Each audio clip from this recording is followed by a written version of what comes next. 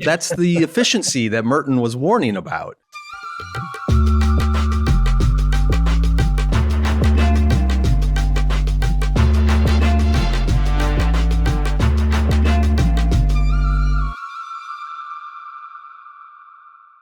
Hey everybody, welcome back to the Sky Pod, brought to you by Holy Post Media. I'm Sky Jitani. I am joined today by my friend Rich Villodas. Hey Rich. Sky, good to be with you again. It's great to be with you. For those of you who don't know Rich, which I can't imagine there's anybody listening who doesn't, you are a Brooklyn-born lead pastor of New Life Fellowship, a large multiracial church with more than 75 countries represented, located in Queens, New York. You've also written, I don't know, how many books now? 5, 6, 8? Before this year, and then working on another one. So yeah. All right. Well, some of the titles, and we've featured you on the show a number of times on the Holy Post podcast. The Deeply Formed Life, 5 Transformative Values to Root Us in the Way of Jesus. The Narrow Path, How the Subversive Way of Jesus Satisfies Our Souls. Good and Beautiful and Kind, Becoming Whole in a Fractured World. Waiting for Jesus, an Advent Invitation to Prayer and Renewal. And there's a bunch of other stuff you contributed to, tons of articles. Anyway, the reason I wanted to have you on, other than I just enjoy our conversations generally, is I want to talk about the spiritual formation movement. Yeah. Obviously, a lot of your books are focused on that. A lot of your pastoral leadership. You are a leading voice in that movement right now. I've been peripheral to that movement for a long time. I've been the beneficiary of that movement since the 1990s. Dallas Willard is a massive influence on my life. And many other people related to Richard Foster, the early church mothers and fathers. We go on down the list. Like this stuff, I eat it up. I value it. I love it. And I'm a little concerned about it. So that's what I want to kind of bring you on to talk about. So here's where I want to begin. I am noticing something, and I'm curious if you are noticing it as well. I'm noticing that there are a growing number of secular voices and thinkers and leaders who are either faith curious or are articulating really meaningfully what they're discovering to be the benefits of faith. Mm-hmm. And I'll give you some examples. Arthur Brooks, writing in The Atlantic, talking about the mental health crisis among young people and advocating for the importance of spirituality and contemplation and religious communities and meaning and purpose as a real antidote to a lot of that crisis. Jonathan Haidt, New York University sociologist, psychiatric sociologist, I forget what his title is. Anyway, he's written a ton about, he's an atheist, and he's written a ton about the benefits of faith in what's going on in the world today. Prof G, Scott Galloway, also at NYU, kind of somewhat hedonistic in a lot of his values and ideas, but he's actually talking a lot more about this as it relates to young men and the need for faith and some of these practices. I think in a weird way, our politics is contributing to this as people are kind of seeing the implosion of the religious right and the political idolatry of a lot of conservative evangelicalism. It's awakening people to what does good faith look like and how can it form us in a positive way? And then recently, we just talked about this on the Holy Post. There's this massive global study on human flourishing. And one of its big findings was basically communities, nations, people who are deeply engaged in religious activities, congregational life, and formative practices are off the charts doing better than people who are not. So there's all this out there. And on one level, I'm like, this is amazing. This is fantastic. Like the world outside the church is waking up to the blessings and benefits of traditional religious practices, contemplation, all those things. Mm-hmm. And so my first question is, are you noticing that too from your perch in Queens, New York? Are you seeing, I wouldn't call it an awakening, but an awareness that these things have real benefit, even from a secular point of view? I don't know, Sky. I mean, my context is, Queens, 50% of Queens is foreign-born, heavily large immigrant community, where faith is pivotal to the lives of these communities. And so I often wonder, to what degree are these studies so oriented around the white experience and white people, as opposed to the vast diversity I have in my church? Folks are inherently religious and longing for spiritual resources. Now, the way my Some might be more caught up in traditionalism or superstition as it relates to faith here, but I think they more gravitate towards language and practices of faith. And so in my context in Queens and, New York City, whenever I talk to people about New York City, because of how vast it is, if Queens was its own independent city, it would be the fourth largest city in the country. And so after Brooklyn, and then Manhattan is probably fifth on the list. And so I think that might be true for Manhattan in terms of that growing kind of awakening to this here. But in Queens, it feels like, I'm not sure if it ever left us here among the nations that are represented in the community that I pastor. Okay, well, then on that front, I think that's a really good point. This could be kind of an elite white Manhattan-ish kind of phenomenon, but it's affecting the broader culture through media and those platforms. Yes. But on the other side of this, what I'm also seeing is people who have a long history within the church, including young adults in my community here in Wheaton, a growing desire to engage these ancient practices. Correct. I'll give you one example. Like, I'm talking to tons of people who are all suddenly practicing the Sabbath in a significant way.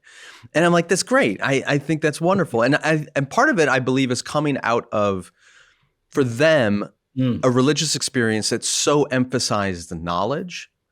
Yeah. Right. Just memorizing scripture, perhaps, or, having your verse at Awana that you get the candy bar for. And I think they've reached the limits of knowledge-based formation. And so they're going, well, what am I missing here? They're very attracted to like the stuff that John Mark Comer is doing, which I'm in a small group right now that's going through his stuff. And like, it's great. I appreciate it deeply. But all of this, whether you're talking about secular elites in Manhattan or kids who grew up in religious homes and churches kind of gravitating towards this spiritual formation practices and language, here's my kind of, and I can't help but being not unalloyed in my enthusiasm, like this is really good, but here's my concern.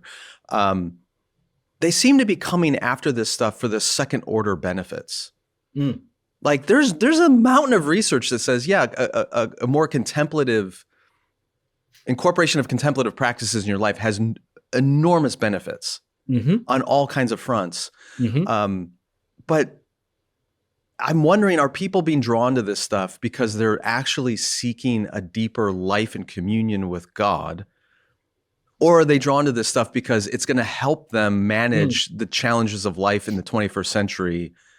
And both can be true. I don't think it's one or the other, but I'm worried that people are going for the second order benefits rather than the first order benefit. Yeah. And, Scott, pastorally, I think that's true, first of all. I think, for example, like when I became a follower of Christ at 19, I was feeling great anxiety, a great sense of hopelessness. And I believed the message that if I trusted in Jesus, that I could experience peace in my life. Totally. I didn't really want Jesus per se.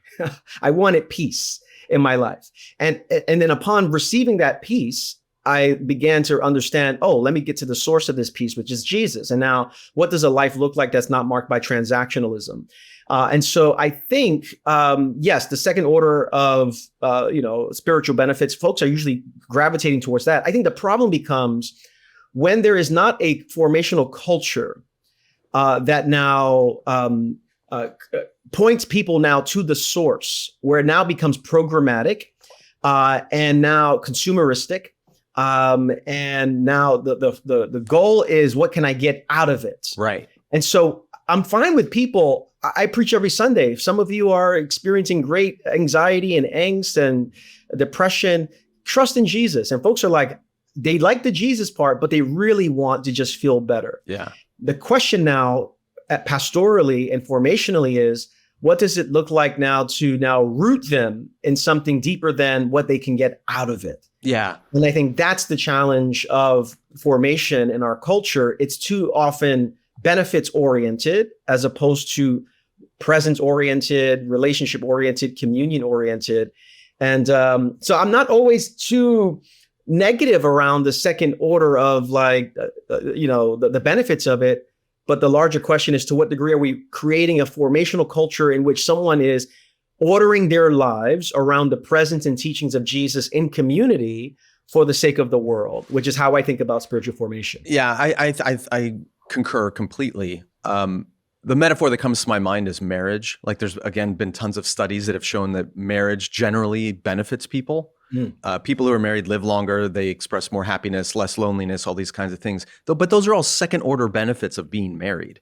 Right. The first order benefit, hopefully, is your relationship with your spouse. Yes. Like that's the first order. And all the other things are side effect benefits that come out of that. And what you're describing in your own story of coming to faith at 19 and having Jesus bring you a peace that you couldn't find any other way, but then seeking the source of that peace. That's the pattern we see throughout the Gospels. Yes. I think virtually everybody who comes to Jesus in the Gospels are coming for some second order benefit. My daughter is dying. I'm a leper. I'm blind. Whatever. We don't have enough food. Whatever the issue is, even his mother coming saying, "There's not enough wine here at the wedding, Jesus. Can you help us out?" Those are all second order benefits. And they attract lots of people to Jesus and his movement. But there are moments in his ministry, John 6 may be the most vivid, where he turns to them and says, "Okay, I'm done with the show. No more, miracles. We're done with the exorcisms." And he challenges them with, "Do you actually want me? Will you eat my flesh and drink my blood?" And by the end of the chapter, everyone leaves except for the 12. Right. And Peter says, where will we go? You have the words of life. So that culture of formation, I think, is what that's describing is people come for all kinds of reasons, and Jesus never turns people away. He doesn't deny them. I don't think there's a story in the scriptures anywhere of Jesus not healing someone who asks for it. So we all come with these mixed motives of second order desires, but the question is, when are we challenged to that first order piece of it and actually wanting him? And so that is my concern, honestly. It's that lack of formation culture where it is just transactional. And the secular world is looking at the church. I mean, even like Christina Emba has been she's writing stuff in the Washington Post the last couple of years about the sort of emptiness of hookup culture and the desire for a more substantive sexual ethic that the church offers. And so even people on that front are realizing, oh my gosh, like there's benefits of the Christian message around sexuality and restraint and self-control and all this. And I'm like, yes, this is great. I'm so happy people are discovering this and coming into it. But like behind that, are you finding Jesus? Right. So that's the missing piece for me in some of this. Yeah. And, part of that is, where, in some respects, I think that one of the big problems with the formation culture, the spiritual formation culture, is it is usually oriented around, practices, programs, but it is done in such isolation, number one, from a larger community that's seeking to pursue Jesus, where it becomes, again, we are now it's benefit oriented again, as opposed to presence oriented, as opposed to discipleship oriented. It's what can I get out of it? And as a pastor, pretty early in our formation kind of strategy at New Life in terms of how we're inviting people to follow Jesus, we're offering hope every Sunday. We want people to get relief from the distress that they're experiencing. But pretty early in the process, we're saying, if you're going to be part of this community, you're going to take up your cross. I tell folks all the time, we should have a sign in front of our church that says, "Enter at your own risk," because we are inviting you into a place of deep transformation. And I think here's what I discovered in terms of the young people in our church that are coming. The young people in our church are coming because I think they're being challenged in a way that says, we're not just here for some spiritual goodies. We are here to have to order our lives around Jesus and his teachings and his presence. And I think in a post-pandemic world, the level of anxiety that's perpetuating our culture, I think folks are longing to be challenged and invited into deeper waters of commitment and discipleship. And so I think we're actually missing an opportunity when we do not. This is, I think, where the monastic tradition, to be in a monastery, you don't just get into a monastery. There are a number of years before you were accepted into the community. And I think that's where the church at this stage could be really drawing from the monastic communities, where to be part of this community, we're saying it's not going to be easy. It's going to cost you something. It's not going to cost you something. It's going to cost you everything. And at the other end of it, there's life. There's the kind of joy and peace that you're longing for. So I think we're seeing a surge of young people coming to our church because we're actually challenging them, not just to have the benefits of faith, but to order their lives around the presence of God.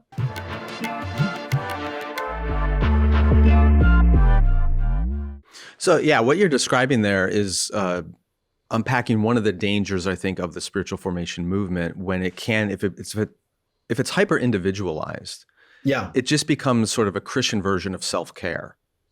Rest. But when you make sure it's connected to a broader community to which you are committed, it mitigates against that narcissistic, navel-gazing kind of self-care spiritual formation. How do we mitigate against the danger of, in the community space of it, there are some people who've gotten into faith communities, really committed to their faith community, and then that community goes toxic. Yeah. Right?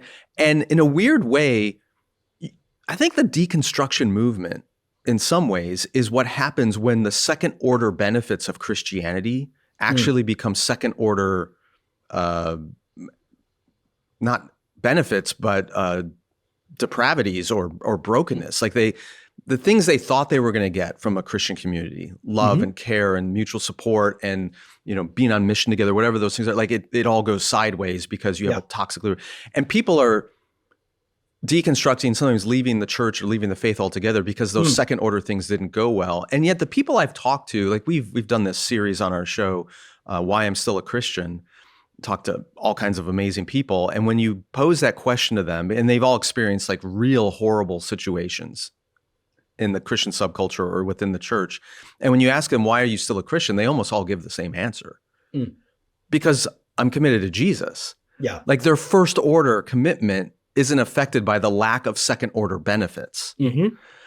So when you emphasize that commitment to the community, there's a lot of benefit there again, but how do you mitigate against the danger that, if our community kind of goes sideways, how do we make sure that people don't throw out the baby Jesus with the bathwater? Yeah. Well, I think part of it is when we talk about community life at New Life Fellowship in Queens, a big part of my job is anticipating all of the ways where feelings of letdown, feelings of disappointment are just going to surface. And so it's my task on a regular basis to normalize the ebbs and flows, the ups and downs of just community life. I mean, there's even in our newcomer lunches that we have, it's a way of saying to be part of this community means a few things. You're going to have at least 3 stages of going through our community life. Number 1, there's going to be the idealism phase. There's the realism phase. And then there's kind of like the holding the tensions phase. The idealism phase is, wow, I can tell always who are the new people in our church. They love our church. They can't find anything wrong with our church. I could tell you've been here for 2 months. There's never been a church like this before. It's idealism. It's like you falling in love. You don't see the faults of the person you fall in love with. It's infatuation. But then realism comes in. Yeah.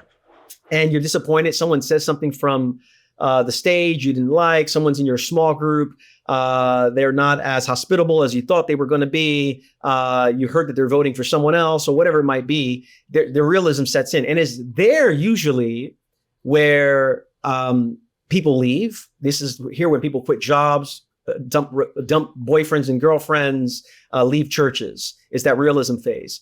And it's almost as if the level of they were not prepared for the level of just reality.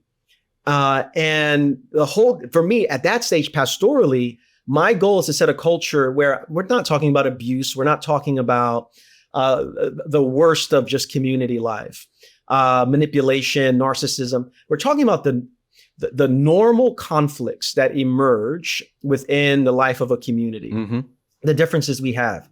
And it is my task and our pastor's task to say, what would it look like to go to hold on to stage 3, which is we're holding the tensions, where someone is not this is not an angelic community, but it's not a demonic community. We're trying to hold together the mixture. I think that's a big part of just why people stick around. In addition to, yes, it's about Jesus, our lives. We are part of the body of Christ because we're part of a community, but because we're living in obedience to Jesus. That to follow Jesus is not to follow him in isolation from others, but in a community with others. And so I'm sticking around in obedience to Jesus, knowing that I was designed to follow him within a community, which, by the way, Sky, is one of my other critiques about generally the spiritual formation movement, where it just becomes very, to your point, you're just isolationist, individualistic. We were made for community, which, Brother Lawrence for me is, I had the discovery around community and formation with Brother Lawrence. As I read Practicing the Presence of God, I've just found it so inspiring and then very depressing because I could not find the kind of spirituality he had about washing the dishes and sweeping the floor and praying and thinking about God. And then maybe 3 years after reading it, I discovered, maybe I don't know why I didn't discover it in the first reading, that he's a Carmelite monk who is in a community of people that has a particular order, a particular rule. And so his personal spiritual formation is bolstered. It's only created because of the community he belongs to. And I think that often goes missing within at least popular interpretations or applications of what has been presented in the spiritual formation movement. Okay. Oh my gosh. There's too many directions I want to go in with you right now. And the Brother Lawrence brings up what we'll come back to that. Let's stay on the community thing for a second though. Yeah. I remember, 20 years ago, maybe I went to a spiritual formation conference, big conference, thousands of people. And the content was fantastic and there were wonderful presenters. And it was sort of different than the rock concert kind of ministry conference stuff that is often presented. So I benefited greatly from it. But I do recall being in this giant ballroom at this very large hotel in Los Angeles and looking around the room and realizing it's all white people. Oh, yeah. Like it was a lot of evangelical and some mainline churches represented and almost entirely white, suburban. It struck me, and other people have written about this, that the spiritual formation movement runs the risk of being a movement of white, affluent American Christianity. Yeah. Now, you're in Queens. You already talked about the enormous diversity of your church and the background of your people. Do you see that, and what's your response to that in your community as somebody who is bringing these formative ideas and practices to a very different kind of diverse congregation? I'll just say this. I think I have, in recent years, appreciated how difficult it is to copy and paste the general environment in which the spiritual formation movement was birthed in and birthed out of into my context in Queens. For example, let's talk about Sabbath, for example. I've talked about Sabbath. I've been practicing Sabbath for the last 17 years. And Sabbath keeping has been one of the greatest gifts to my life and to our family's life. And what I've discovered maybe in the last 5 years is I had this realization that numbers of congregants were coming up to me saying, I would love to keep Sabbath, but I have 2 jobs. I would love to keep Sabbath, but I'm socioeconomic. I'm really on the low end of that there. And so I don't have the luxury of a 24-hour period without have-tos or shoulds, which over time is to result in deep rest and renewal. I don't have the luxury of that, which made me think, oh, if we're going to have people practice Sabbath in Queens for a number of people, not for everyone, for a number of people, it's going to take a new kind of like Sabbath economics around community life. What does it look like for us to help others rest? What does it look like for us to create the conditions, whether through our generosity, our community life, to create spaces where people can receive the gift of rest? You're not going to hear that in general spiritual formation environments because it assumes that you have a 24-hour period to just do whatever you want. Yeah, it assumes the only barrier to practicing these things is your own will. That's exactly right. That's it. So the way I've explained it is, we all have this interior Pharaoh that says, if you stop working, you're going to die. What I have forgotten is that there's lots of folks who live with a kind of an exterior Pharaoh, and powers and principalities that have whether it be marginal, they're marginalized, they're on the margins of society economically. They don't just have like this interior Pharaoh that's keeping them from taking a break. There are just powers and challenges and realities external to themselves. And that's what I discovered in Queens. Like, oh yes, if I have been, I think,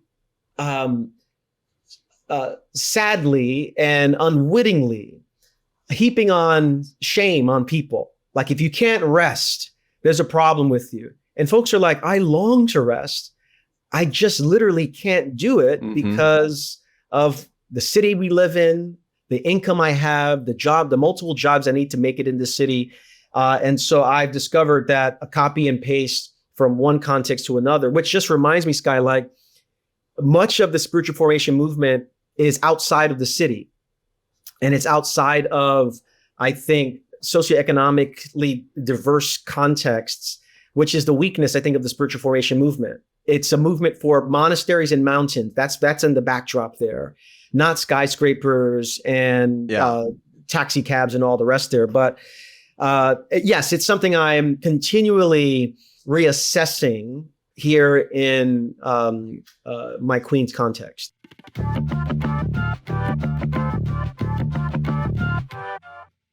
So beyond the socioeconomic assumptions of the spiritual formation movement, what about the cultural and ethnic assumptions? I know there's plenty of people, as I mentioned earlier, raised in the church, particularly in like the white evangelical subculture, who somehow find themselves drawn into these conversations about spiritual formation. John Mark Comer, as I mentioned, is kind of like a gateway for a lot of people, or John Ortberg. For me, it was Dallas Willard and Eugene Peterson.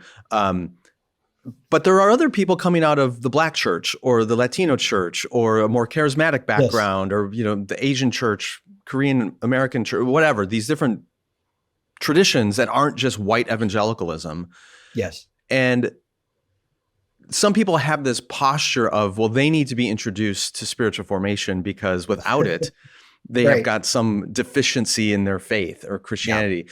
Again, you're at a church with 75 countries represented. Yes. So you're advocating for some of this stuff, but you're doing it with people that are coming from particular backgrounds and traditions. How is that different for you then? Well, again, I think my critique of the spiritual formation movement emerges as someone who's within it. So right, me too. It's someone who appreciates it. And at the same time, I'm naming the gaps here. I think the spiritual formation movement has so disconnected. Don't worry, this is not the end of the episode. There's actually plenty more. But to listen to the rest, you need to be a Holy Post Plus subscriber. So head over to holypost.com/skypod and sign up for just $5 a month. Not only will you get uninterrupted episodes of the SkyPod, which means you'll never have to hear this dumb announcement again, but you'll also get access to everything else at Holy Post Plus, including episodes of Getting Schooled by Caitlin Chess, bonus interviews, live streams, the Holy Post Book Club, exclusive merchandise, and a whole bunch more. And you'll get the warm, fuzzy feeling of knowing that you're supporting our work of creating smart, pro-neighbor Christian content. So head over to holypost.com/skypod and subscribe today.